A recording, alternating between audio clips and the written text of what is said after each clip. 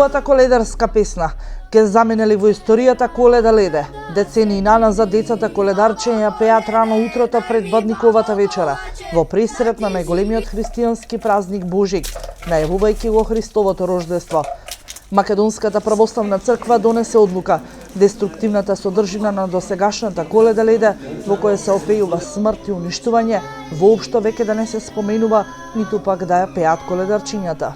Сакаме да порачаме дека само оние деца, оние коледари, кои што во предвечеријато на празникот на раѓањето Христово ќе чекорат во духот на православното предание, во сите домови во кои што ќе стапнат, ќе го носат мирот и благословот Божи и ќе станат вистински благовестители, вестници на раѓањето Христово, кое што е спасително за сите нас од Адам до последниот човек.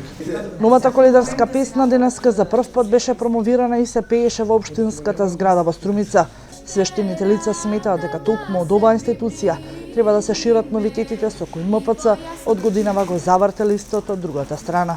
Широм отворените врати на општина Струмица за дечињата од општина Струмица кои ја пееа божикната песна Вечниот Бог е всушност резултат на прифатената иницијатива на неговото високо преосвештенство Струмичкиот митрополит господин Наум и на Македонската православна црква, Охридска архиепископија, Струмичка епархија.